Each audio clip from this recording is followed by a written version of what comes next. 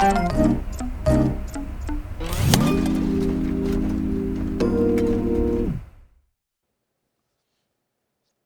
everybody, welcome to the Loadout. Hope you're all doing good and everyone's safe. Sean, how's your family? We're doing well. How about you? Everybody's good. No stress at my house. Yeah, it's kind of end of the week here. Got another wonderful guest coming on, and Yes, I'll let you introduce him because it's one of my favorite humans I share space with, share a lot of emails with. Don't get to share enough personal time with, actually. My buddy, everybody's buddy, Michael Abbott. Mr. Abbott, how are you, sir? Good, guys. Good to see you, both of you. Wow. See, that was nice. That's a good start to this. Abbott being a nice guy. Let's get to the real questions, Abbott. What have you been doing? Like a lot of people, not a lot, work-related. A lot of time at home. I've been very fortunate in the past few weeks. We've been developing a workflow for The Voice, of which we just were on site, as you probably both know, at Universal for the past week, prepping and doing our first live show on Tuesday and a live tape show on Sunday for Monday night. And how'd that go for you? Probably in the past 40 years, one of the more challenging gigs I've done. It presented a lot of challenges, but the producers are happy, the network's happy, and we pulled it off. We're very fortunate. It's a really good group. Jerry came, and I'll give a shout out to the tech manager. Really did a huge, heavy lifting job pulling it together. As you can imagine, with something like this, in these crises situations that we're in, everybody reacts to things in different ways, and true colors of people come out. And Jerry dealt with a lot of factors, and he did a great job. Oh, we'll have to get Jerry on the show. Yeah. We love us some Jerry Kamen. And how about, so you guys were actually at Universal doing the show, and then everything else was remote? And yeah, we built tech packages. It's somewhat similar to what Idol did, but yet still dissimilar in terms of the technical platform. We're using just regular internet connectivity from the contestants' house and the coaches' houses.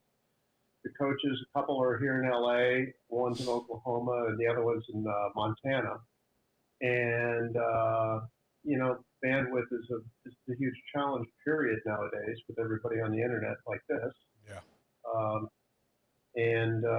We sent out these tech packages, which were featured in the episode on Tuesday in Pelican cases, and some assembly will be required. And the contestants, they did a great job, pulling it together, and their performances were like music videos at the end of the day. Oh, very so cool. we have another 2 weeks of shows for the finale, and the next couple of weeks we'll see what happens. And you guys being at Universal, I mean, can you comment on what safety standards or what did they do? Masks, cleaning gear? Yeah. How did all that work? Well, they, as you can imagine, with these stakeholders like NBC and the production company MGM, they put a lot of emphasis on safety.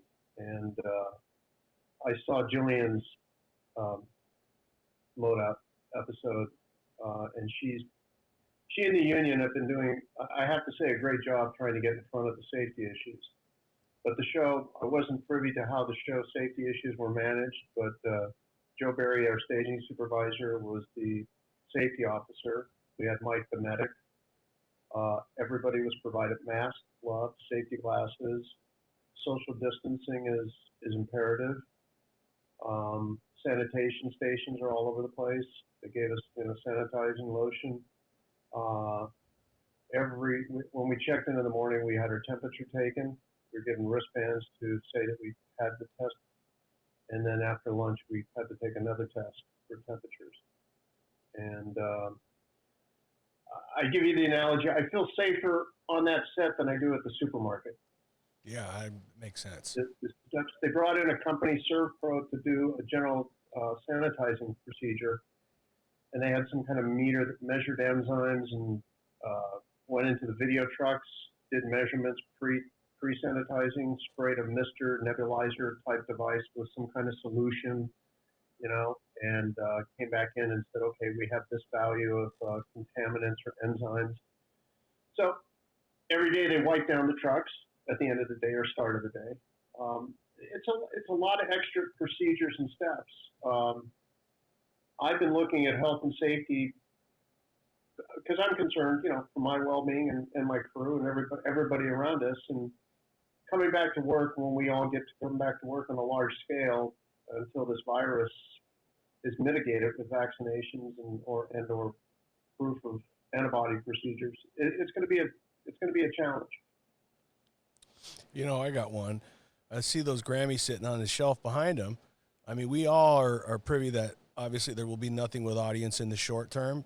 I mean, the Grammys being what that show is to television and to music, I feel like they'll be working harder than anybody besides the NFL on making sure they can get that show back. Do you think that show will come back without an audience or in a different vein, or do you think we could pull it together for that? Your episode with Tad was very informative, and Tad, I think, alluded to some things that I think he's being optimistic. Yeah. I don't know. The whole thing with this thing is we don't know what we don't know. True. NFL, they got a huge stake in this thing. The players are looking for the money. The NFL is looking for the money from the network. The network's starting to, from what I understand, go, what? Why should we be giving you money if you're not going to have a contract and you're not fulfilling the tenets of the contract? Grammys, I don't know. For everything I see, optimistically, a year down the road, I was talking to some touring sound company individuals, as I have been for the past 6 weeks, and the timeline, they're thinking July, August next year for touring starting up with large scale. Wow. I know I talked to one production manager the other night, and one of his artists, which is a big name artist, they're looking to do television promo behind a new album in February, which would align with Grammys and Academy Awards. The cycles that these artists that we work with all the time.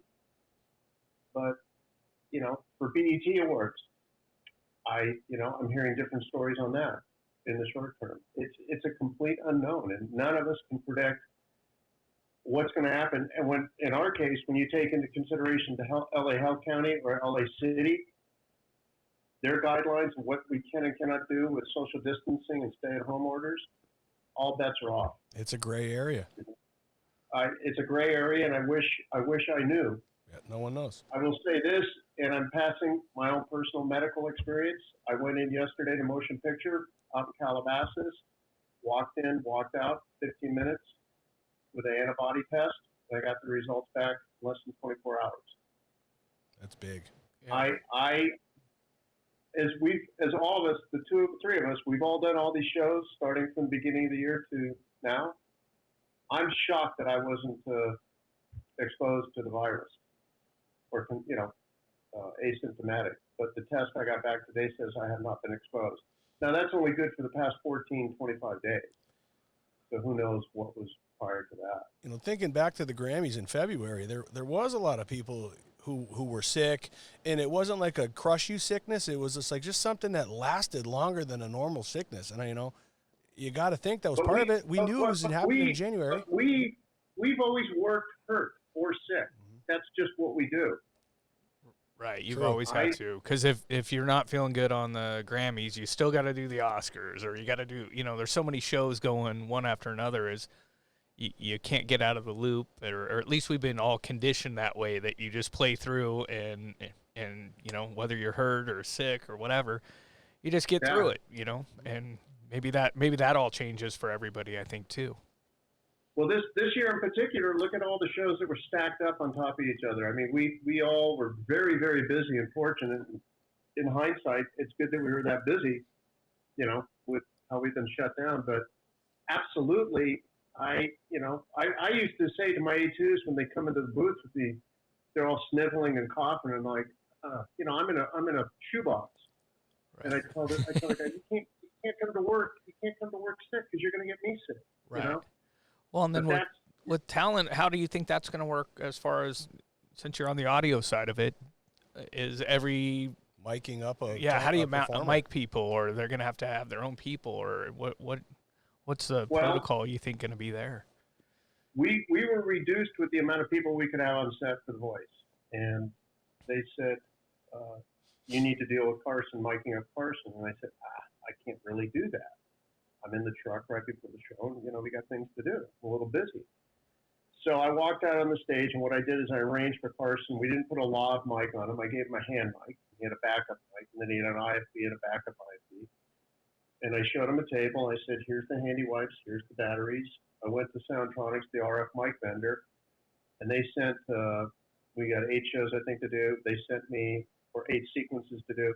They sent me 8 foam windscreens and the grills for the 58 microphone in sealed baggies. And I had them in a plastic tub. And I said, every time you show up, you can get a new microphone, and that'll give you a comfort level of sanitation. And by the way, you have to put the batteries in. You have to put the handy wipes. And, the mics will be kept in the Ziploc. And I was just on the phone with Jen from Shure about this, saying you guys need to bulk up on providing hardware for these vendors. I've talked to Audio Tech. They got procedures in place. Everybody's aware they got to have procedures for sanitation come back whenever we come back.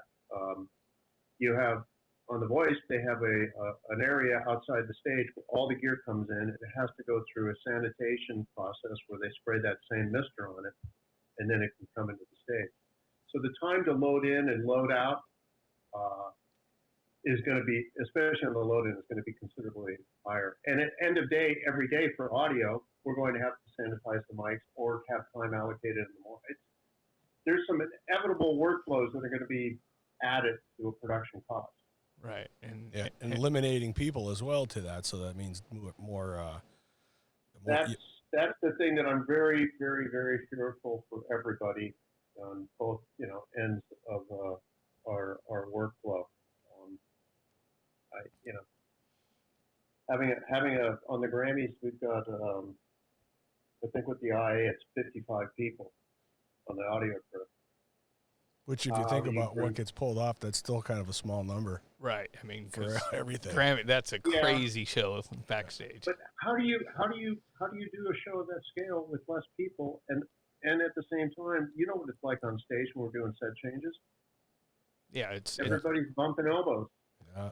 Yeah, it's a different. It's going to be a different animal. Like you were saying, the show's probably going to have to downsize for a while until everybody gets back to where we're at. We figure this thing out. Yeah, that's the hardest part of it. It's a question mark. So Abbott, what has a guy like you been doing to keep busy other than shows? I mean, we've heard cooking, Easter shredding paper, people drinking wine, Tito's. What gets Mike Abbott through the day? Well, let me throw this back at you. What do you think, dandelion? What's that? Is that a code word for something else? It could be. Who was that? Who was Dandelions? That was Tad. Oh, yeah. God, I love it. Well, he didn't say tulips, so that's good. Yeah, tulips. Love you, Tad. Easter, yeah, absolutely. I can see Sandweiss and Torrey and Easter, scouting around Westlake Golf Course, sneaking off Westlake Boulevard and going on the back 9. Yeah. Me, I've been enjoying this time. I really, in a perverse way, as much as I've worked over many years, and we all work extreme amounts year round. I've never spent this much time at home, and my wife wants and my to kill daughter. You. No, I came home from The Voice.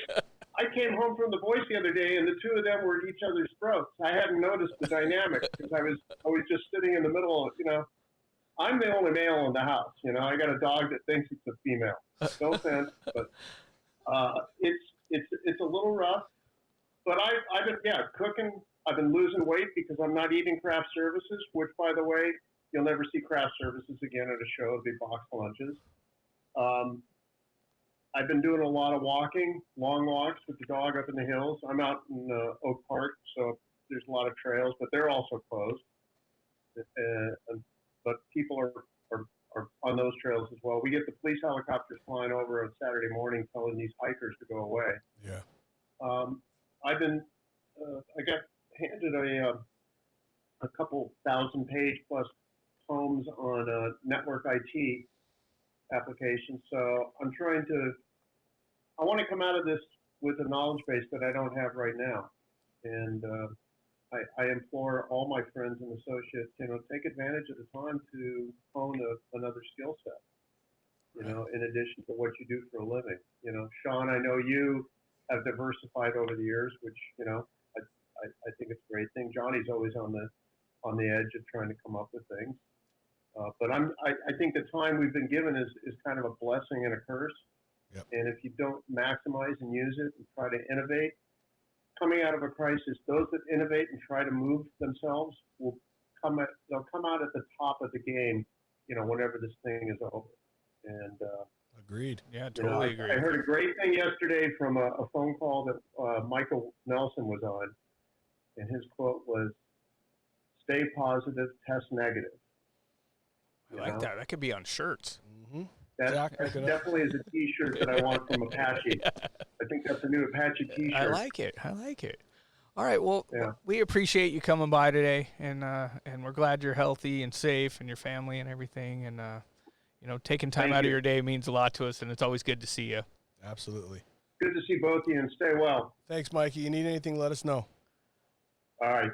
All right. Sir. See you soon. Bye. Jeez, we're getting some legitimate humans on this show. It's unbelievable. I'll be honest with you. Yeah. I mean, I've known Abbott, since I was a kid. He worked with my dad forever, and he's a good guy. He's always fun to be around, and we do a lot of amazing shows with him, and very nice of him to take time out and talk to us. Yeah, that's one of my faves. I enjoy that. That was great. I'm glad he could get on. I'm glad he's safe. Yep. Well, Zach, Matt, thanks for another great day. Thank you, fellas. That was great. Anybody has an idea for a podcast they want to do, we have the whole studio here. Zach and Matt are ready to go. So that's right. Let us know. All right. Thanks, Johnny. Thanks, Sean.